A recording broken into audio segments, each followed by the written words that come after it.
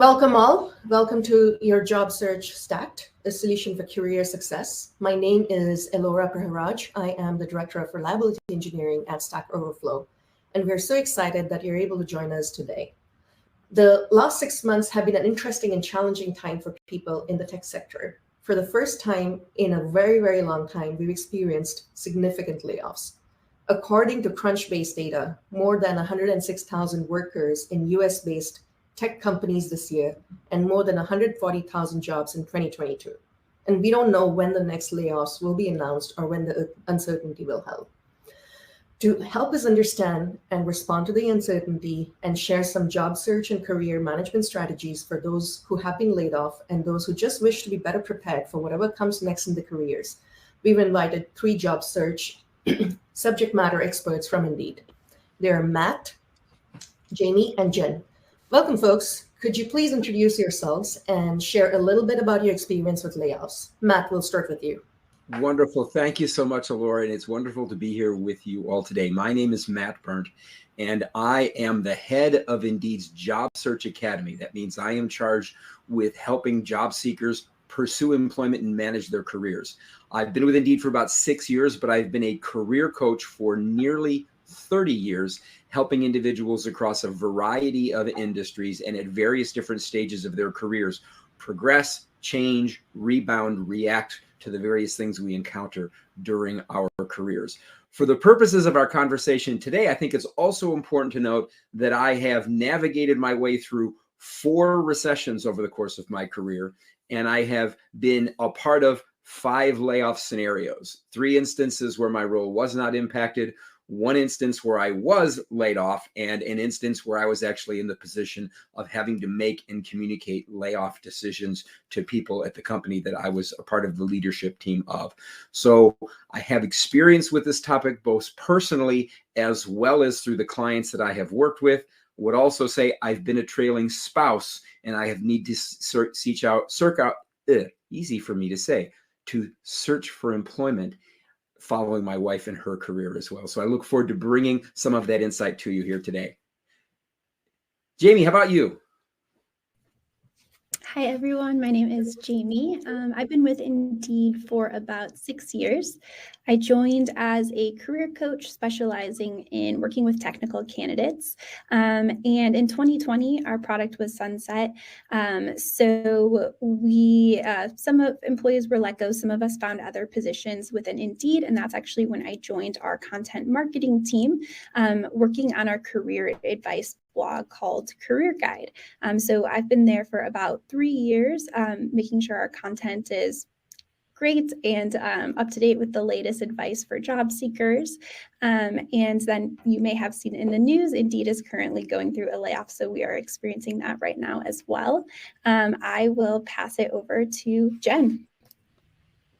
Hi, everyone. My name is Jenn Herrity. I am a career strategist and a senior content marketing manager at Indeed. So what that means is I create resources for job seekers.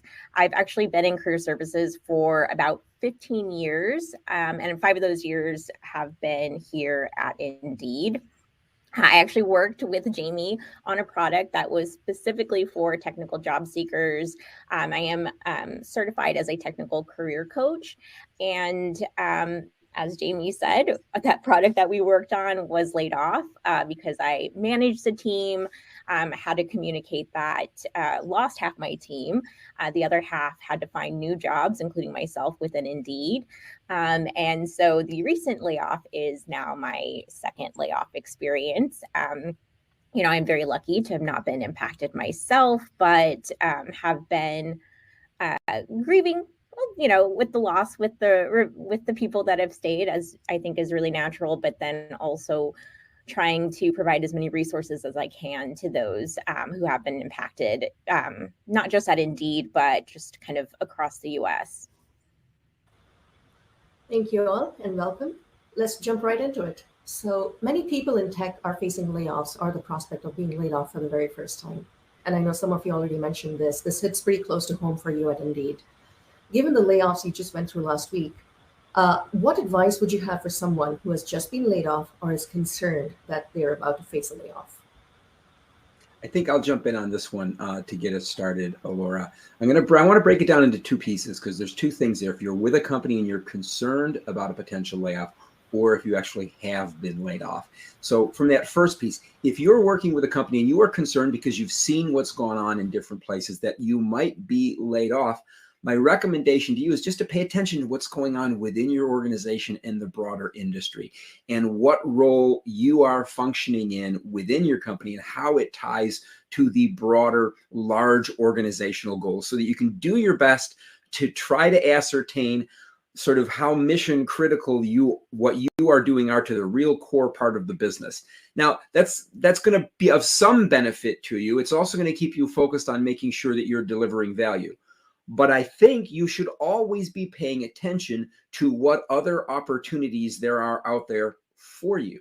And that's whether you're potentially concerned that there's going to be a layoff or not. There is absolutely nothing wrong with allowing yourself to consider employment and saying no to a new opportunity. You want to make sure that you are always know your market value, know that there's a place for you, and that you do have your options. So I think that's just a good habit, whether you're concerned there's going to be a layoff or if you are just trying to manage your career. Now, if you have been laid off, it's hard.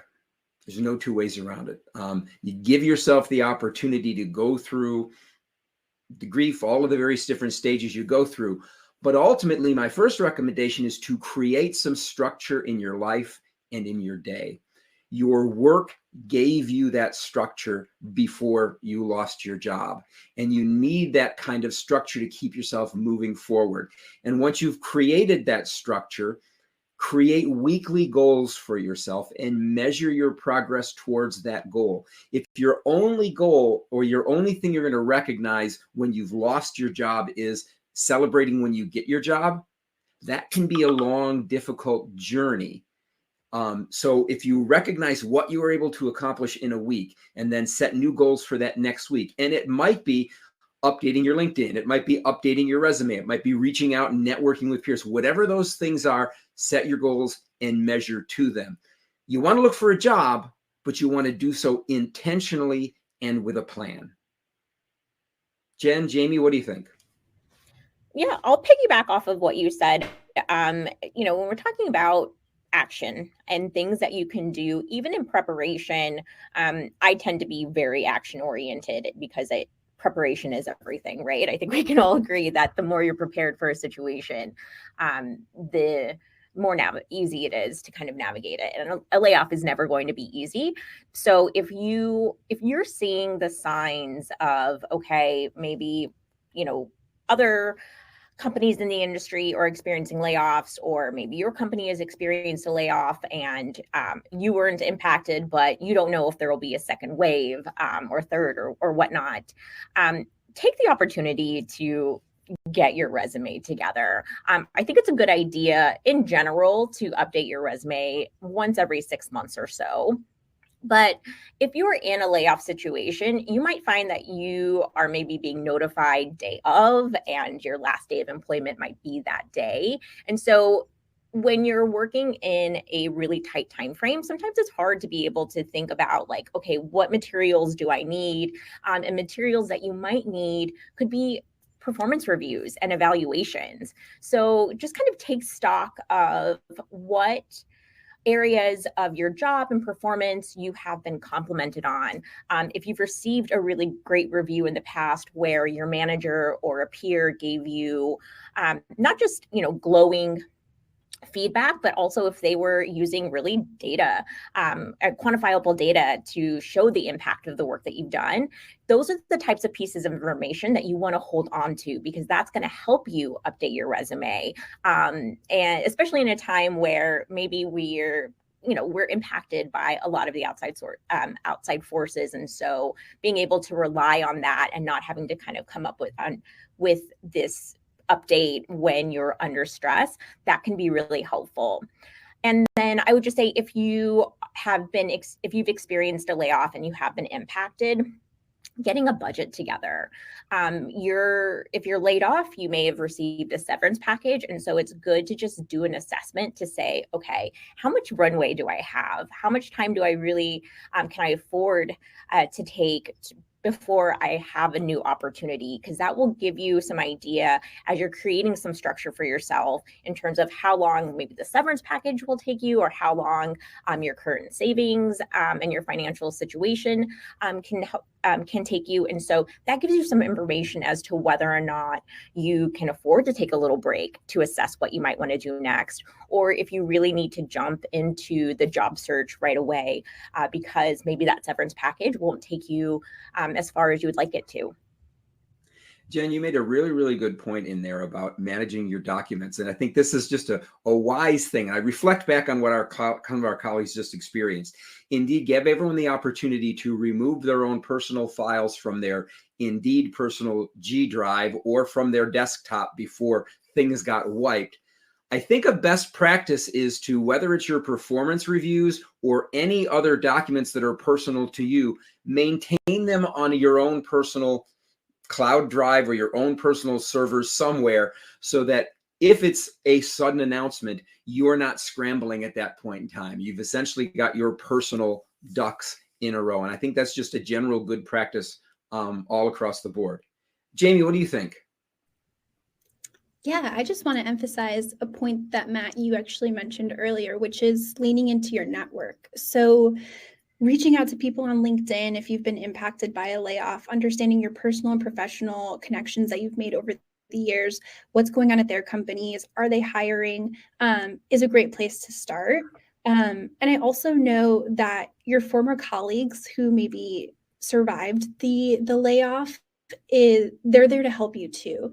At Indeed, it was really great to see on our Slack channels all these new channels popping up to support our colleagues who were impacted, whether that's offering our career coaching services to them. A lot of people were scrambling to find out, what companies are hiring and posting them in the channels. And I think just knowing that you have this support network behind you and really taking advantage of that and leaning into that because people really want to help in these situations as well.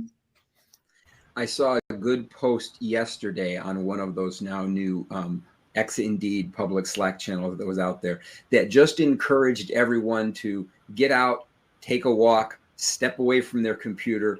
I think when you're facing a layoff, being conscious about taking care of not just your job search, but your mind and your body and your soul, so that you can take care of yourself.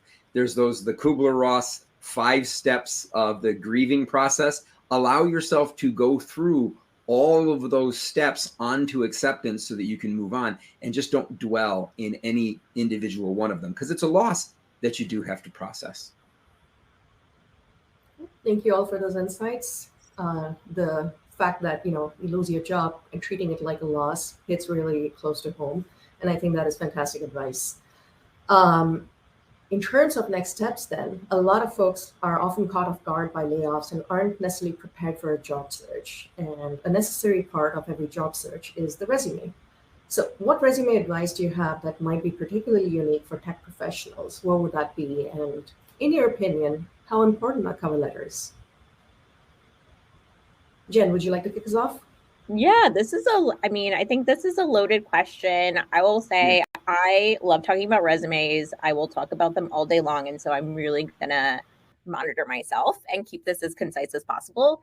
The great thing about resumes is that what you would consider a good resume is going to be good across professions.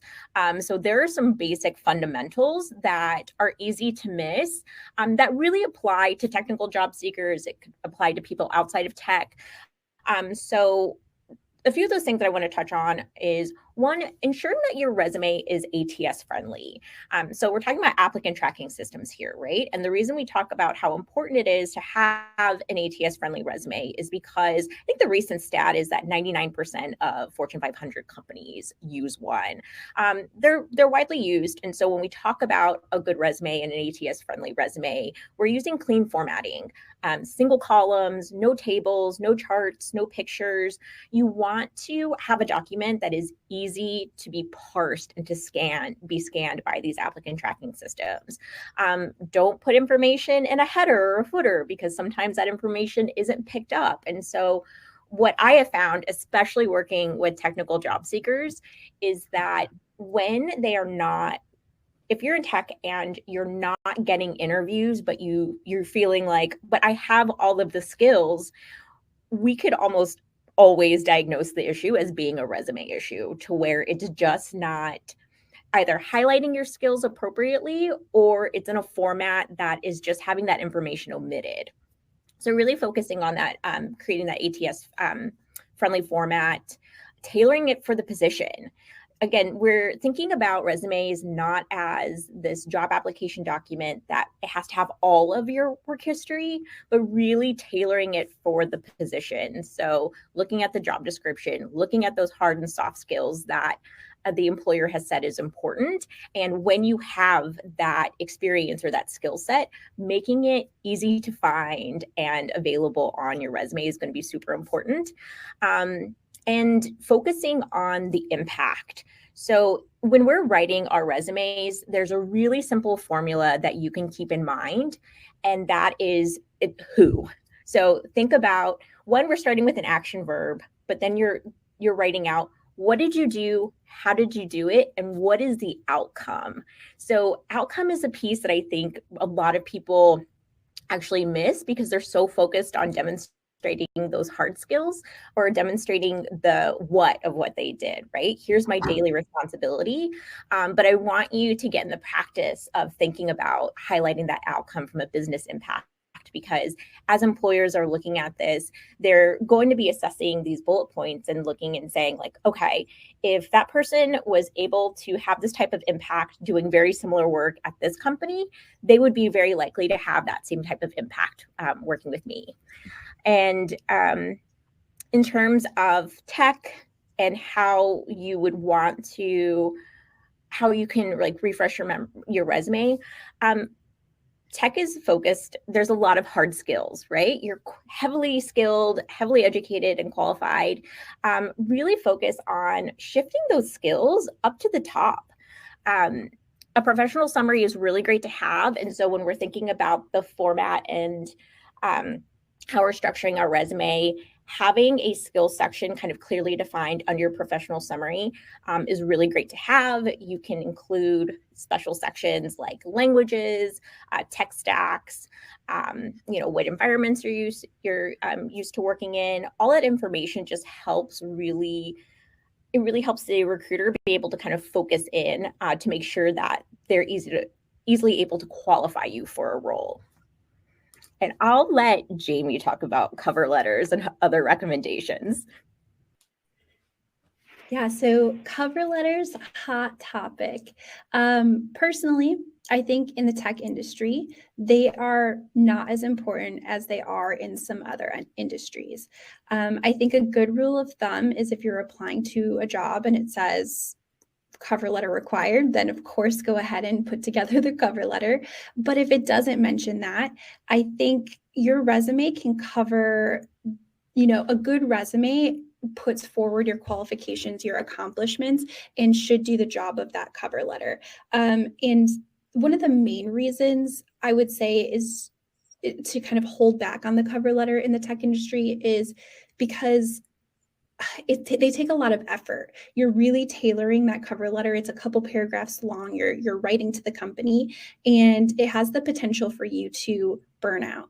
I would rather have candidates put that effort into their resume, because that document is for sure going to be read.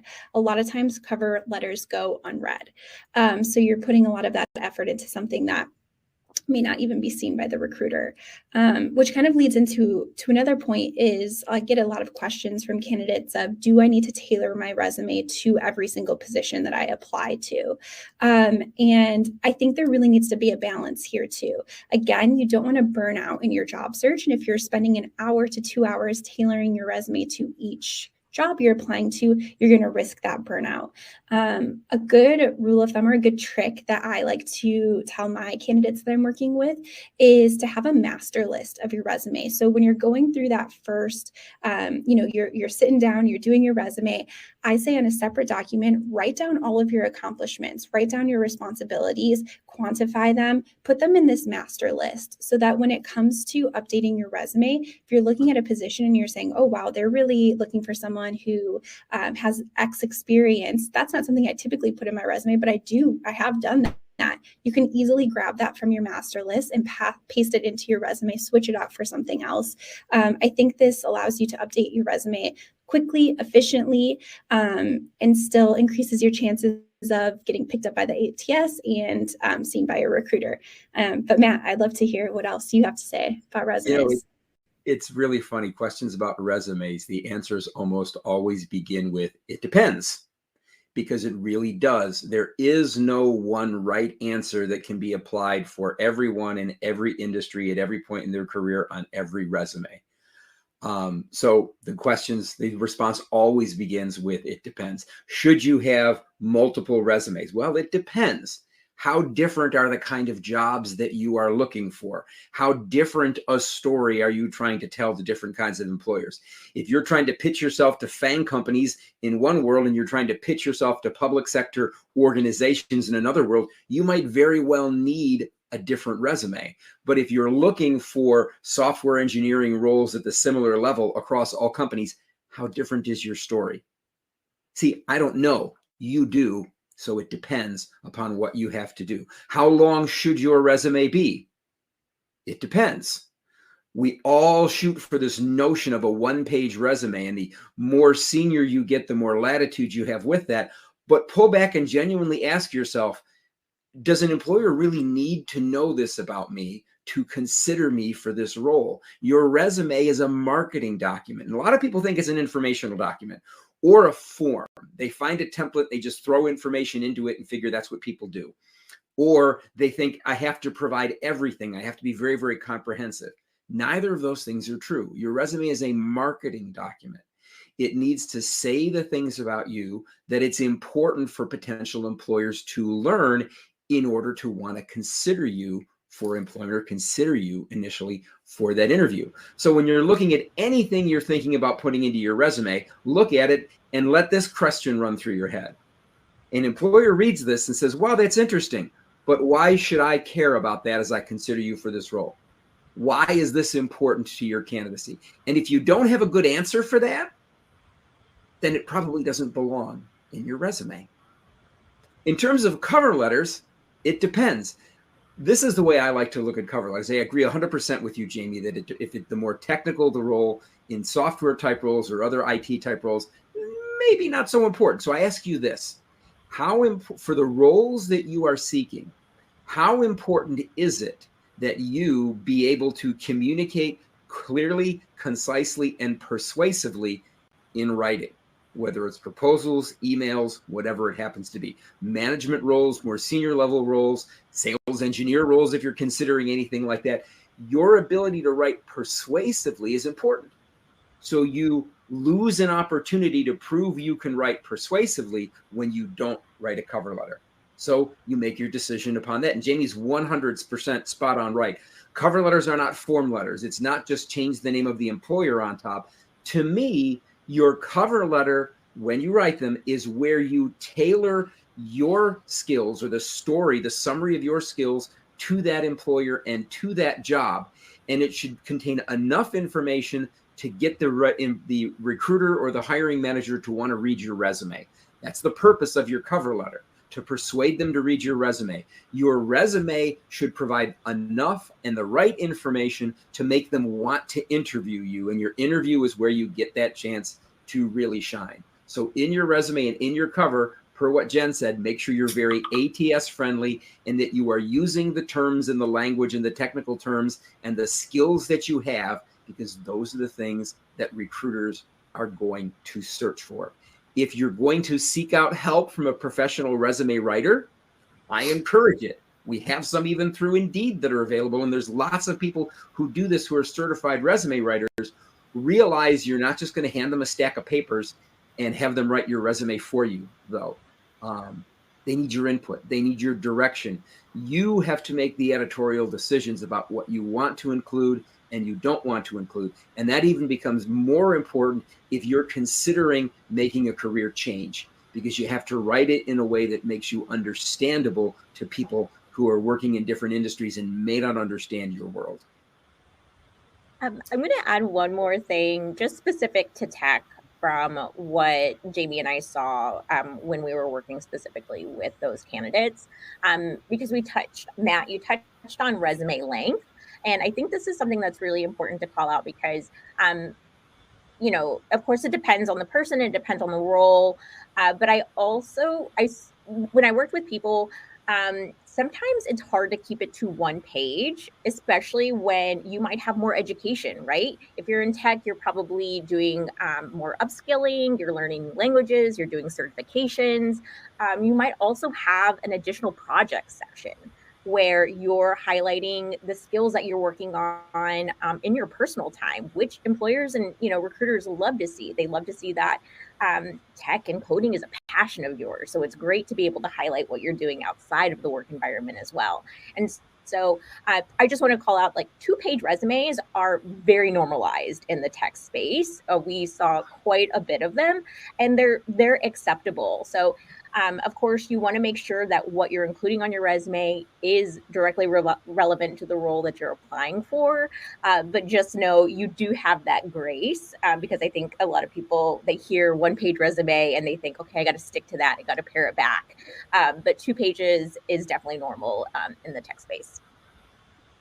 Thank you for those insights. And incidentally, it depends is a very common refrain in software engineering as well. Software engineering, in my opinion, is more of an art than a science. So a lot of times when you have a question, should we do this approach or that approach?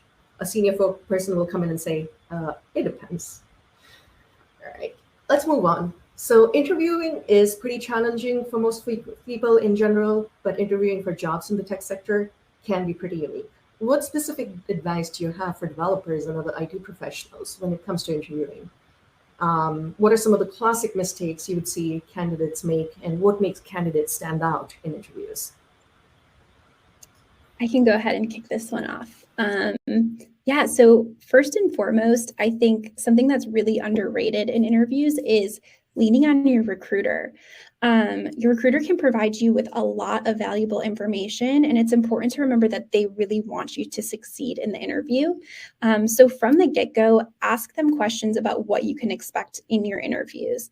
Some questions might be, will there be writing code in real time, on-the-spot coding test? Am I going to be whiteboarding? Am I going to be using software to whiteboard remotely? Am I going to be presenting in front of a group? Of course, is this going to be remote or on-site? And then also asking your recruiter if they have any materials to help you prep for the interview too. They typically know what's going to be included in the interview, and they can give you a lot of specifics about what to prepare for. I know a lot of my recruiter friends, they always offer up, hey, do you want to do a mock interview call, or do you want any prep? And they say like 9 times out of 10, people turn them down. I think that's a huge mistake. And maybe they think, oh, I don't want to use up the recruiter's time, or, the recruiter's not, the hiring manager. But no, they know so much about the interview. They've met with the hiring managers. They know the whole debriefing crew who's going to be making the decision about who's hired. They have like golden information for you. So really lean into that relationship with them first and foremost. Next, I think, Matt, what were you going to say? No. Go ahead. I can always jump in, but I don't want to slow your roll. No, I'm almost done. No, I think also it's important to just brush up on the fundamentals, your algorithm, system design, big O notation. It'll depend on what you're interviewing for. And again, that's great information that you can hopefully get from your recruiter as well. But I think the biggest piece of advice that I have for technical interviews is to practice explaining your process out loud, especially in an activity like whiteboarding. It's unnatural to do this because you're not talking through your coding process in your day-to-day. So that's why it's really important to practice it. The interviewers need to understand your problem solving skills and your thought process behind how you're approaching a problem. So I suggest, buying a whiteboard, writing it out, or, using some of those online software whiteboarding tools to practice online and talking through it as you're doing it. And if you can, doing it in front of someone else, maybe someone else in the tech industry who knows what you're talking about, a friend, a former colleague or colleague, to just, get some practice in that area. But yeah, Matt, I'd love to hear what you have to say. When just commenting on what you were sharing there, it was so exciting to me to see so many of our Indeed colleagues, both those impacted and not impacted, offering up to their peers and their colleagues, if you want to practice your whiteboarding skills, if you want to practice your interview responses, if you want to talk about this process, please reach out. So lean on your network for that. You have to realize managers get laid off too. Okay. Directors get laid off too. It's not just line staff or low performers that are going to get laid off. These are people who have experience interviewing candidates, and they can offer that experience to you. So like Jamie was saying, make sure you're boning up even on the fundamentals of the languages that you can code in, just so that, the things that you've long since forgotten, might need to brush yourself up on as well. And don't neglect the notion of cultural fit, and you evaluating the organization and them looking to assess to see what kind of a team player you are going to be. Jamie mentioned recruiters, but realize if you're not necessarily looking at a large company next, you might not be dealing with a recruiter. You might be dealing directly with a hiring manager or the team lead that you would be working with. So realize everyone that you interview with is not necessarily looking at you from the same perspective. So always good to sort of think about where your interviewer is coming from in their perspective when it comes to interviewing. And I'll just kind of quickly add to that, because I see this as kind of a common mistake in tech, where absolutely it is important to focus on your coding skills, to think about computer science fundamentals, but also don't forget about the basics of interviewing, which are the ability to be able to concisely tell somebody about yourself and why you're interested in a role and why you're looking for a new opportunity. Also thinking about behavioral-based questions. A common one that you might find in software development would be, what's the hardest bug you faced, or what's the hardest issue you faced? Even tell me about a time you've made a mistake. It's important to be able to articulate what your strengths are as well.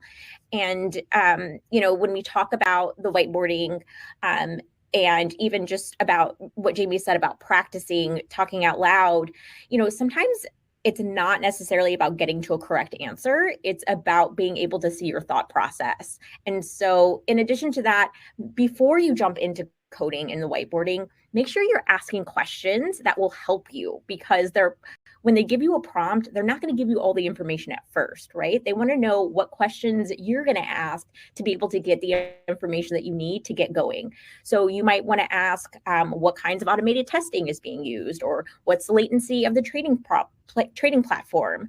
Thinking about what are those pieces that you need to really get going and to be able to write quality code in the time that you have. Okay. Thank you again for all those insights. And now we've had a number of questions coming in from our viewers. Let's answer some of the questions at this time. So first up, what are your recommendations for students looking for software co-op or internship positions? Oh, I could jump on that one very, very quickly. If you're not using the career services office at your college or university, shame on you. They're wonderful resources. They know when large employers are looking for co-ops and when they're looking for interns. Many of them are hosting on-campus recruiting programs. But as you decide which ones you want to apply for, do your research on those companies. Seek out alumni from your institutions who are working at those same places so you can learn from them firsthand what it's like to work or what it's like to intern or co-op there, and bring more people who are into your network. That's just a quick response from me on that one. Yeah, sorry, go ahead.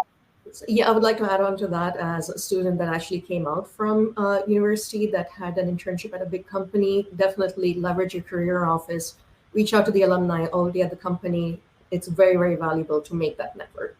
Over to you, Jen. Oh, yeah. And just going to say, start early, because a lot of companies in tech are hiring and making offers for internships very early on. It's very common for a computer science major to enter their senior year with an accepted full-time offer in hand. So, timing is really important. It's not to say that you could not get a job, if you're applying later. But when we're thinking about competitive roles and companies that you might consider high value to you, it's really important to go to their website, get a good understanding of what their hiring timeline is based off of their job postings, and make sure you're taking that into consideration as you're doing your career planning. Okay, thank you. So next question. As a developer, I can code in 3 languages, but only have true working experience in 1 language. How could I best market myself as a candidate with the skills in all of them? One thing I would definitely recommend for this is contributing to online like open sourcing platforms like GitHub.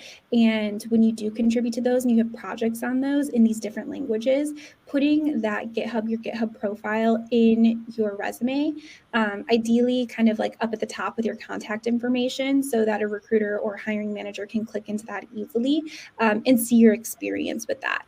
Also, just because you haven't had that experience in your work experience doesn't mean you still can't include that in your skills section. So that would be my first kind of straightforward tip. Absolutely. I apologies. I just want to jump in from being a manager who's had to hire like folks who've done different languages, and I've hired people who've not necessarily known the tech stack coming into my team. My perspective has always been, if you understand the fundamentals and you know how to code in a high level language, you're able to pick up a different set of languages, because it's really about the syntactic sugar. So most programmers these days are polyglot. The most important thing is to make sure that your fundamental understanding of algorithms, data structures, how memory management works, topics like those are solid. Sorry, Jen, over to you. Oh, no, I love it. I'm going to add on to what you're saying and just touch and add on to Jamie's. No, I think that's really important to remember. And it just comes down to, especially when we see people and they have hesitancy in applying for roles where maybe they're not as proficient as the opportunity is asking for. Sometimes they're looking, an employer is looking for somebody with a good understanding of fundamentals and who's willing and eager to learn. And so when we talk about positioning yourself and your experience working with other languages and how you might reflect that on your resume, it's okay just to put proficiency levels. So you might have one where you are very proficient, one where you're intermediate, or one where you're you're just learning, or you have an introduction. Definitely, think about how you're shaping that information. And then if it's a language where you don't have direct work experience in, doing what Jamie said, and posting code and projects on GitHub, and then also having those reflected on your resume in an additional project section can help to show that, again, you're learning and continuing your education and upskilling outside of a work environment. Thank you.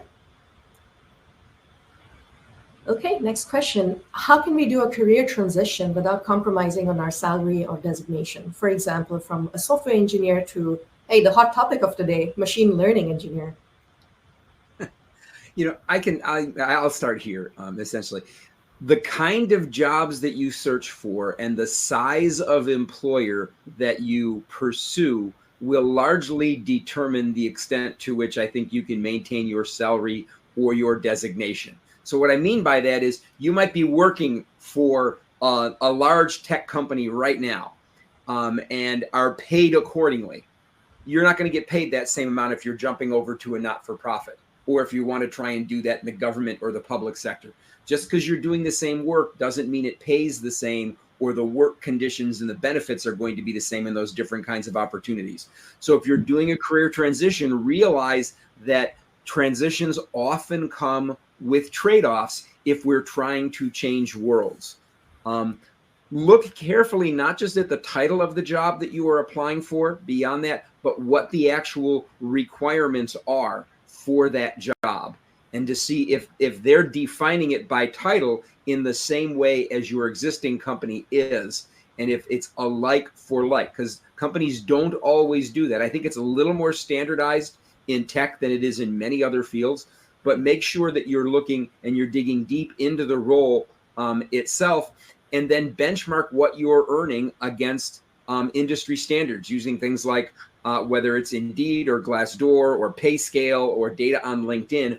Make sure you're researching the compensation so you can see where you fall within the salary range for people of different skill and experience, different experience levels. And then pursue jobs that are at your skill level. And I think you should be on the right track for doing that. But sometimes compromise is a part of career transition. Absolutely agreed with that, Matt. And a lot of times I wouldn't really place too much emphasis on what the exact designation is. To be honest, as engineers, we're pretty bad at naming things, and our titles can mean varying things depending on the situation or the company you're at. So like Matt said, I would definitely look into what the actual description of the job is and focus more on that rather than putting much importance on what the title is. All right, moving on to the next question. In a world of technology and social media, how important are things like LinkedIn profiles in comparison to, say, a traditional resume or a cover letter application?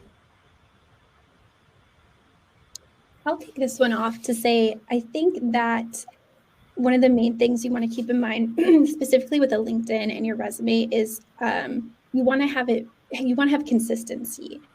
You don't want your LinkedIn to tell a totally different story than what your resume is telling.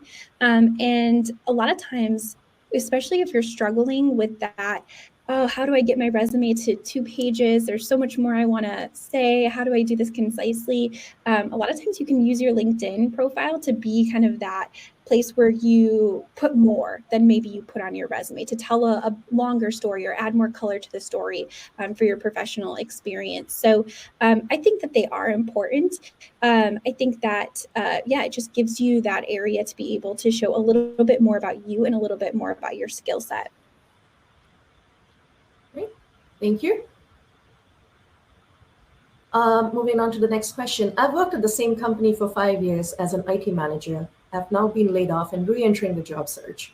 Tech has advanced and moved very fast while I've been in a bubble. How can I stay motivated to search for a job while continuing to upskill to match current market demands? Go, Jen. Okay. I'll just say, tech is ever changing, right? And so especially, it's changing while we're working, it's changing while we're taking time off. And so upskilling is something that is just very important for people in tech to be able to do. And so if you're in IT, you would want to look at certifications to see what's been new. If you're an IT manager, you might already have comp TIA, but if you don't, that's something that you could look at. You could look at taking an IT management course as a refresher, or just look at what are the most common IT management certifications that are happening right now. So really thinking about kind of honing in on your industry and your roles or the role that you're looking for, and taking a lot of free courses. Not everything has to be paid. You can really look at resources like Udacity, Udemy. If you're in software engineering, you might look at something like Code Wars or Code Academy. So a lot of different things that are available to you. Some are paid, some are not. But looking for those opportunities to continue to refresh your knowledge. And just know sometimes job search is, it's a marathon, not a sprint. Things do take time. And so as long as you're maintaining and continuously learning where you can, that can help you stay motivated. Jen, I go back to what I said at the very, very beginning about setting those weekly goals. How do you stay motivated? Give yourself the opportunity to succeed on a daily or a weekly basis. And that allows you to stay motivated because you see that you're making progress. Now, it is rare that I meet a tech professional or an IT person who doesn't like to solve problems, because that's what you do, and doesn't have side projects going on of some kind, whether it's a side hustle or just an idea that they're trying to work their way through. Keep your skills tight. Keep your skills advanced by using them on some of these side projects, because you can always share those as examples of how you are maintaining your skill set as you move along. That is so true, Matt. I actually took a break between jobs and I did exactly that. Took a bunch of free courses, online courses to keep myself busy, tried to structure my day, and then worked on some side projects just so I could keep up. Tech is changing at an incredibly fast pace, and even in our regular day-to-day jobs, we need to be able to keep up. Right, I think this is probably going to be our last question given the time. So what are your recommendations for how to find companies hiring right now?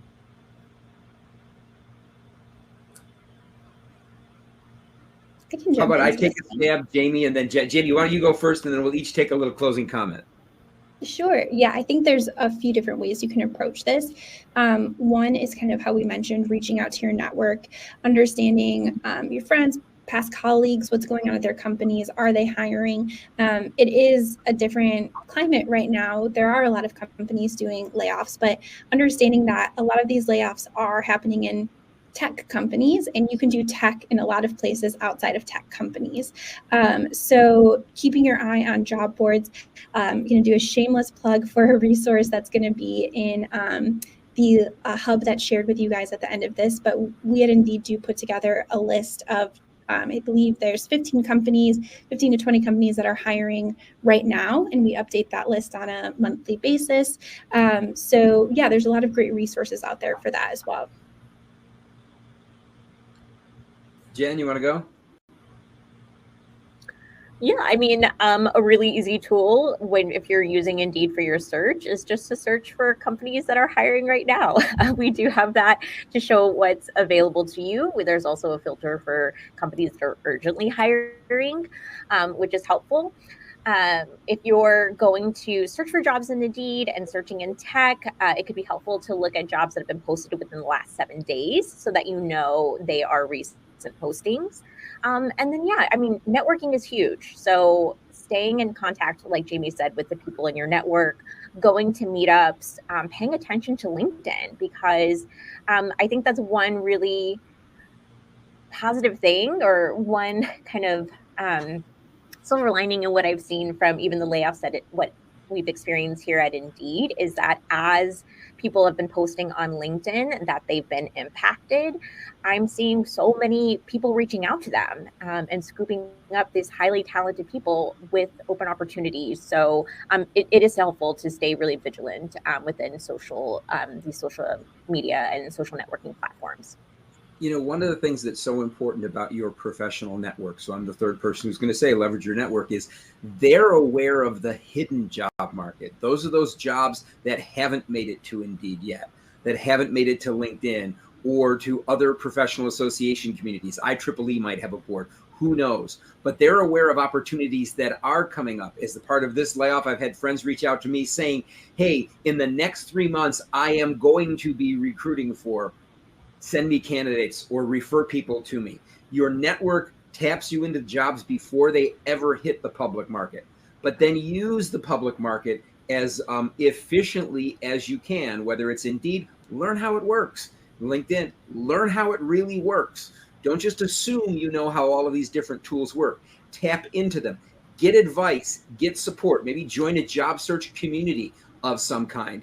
When you're trying to do that with people who are searching for the same kinds of things that you are. And of course, seek out help. And this, you'll, again, like Jen said, there's a link that we're going to share at the end with our resources for laid off people. You can use our Job Search Academy.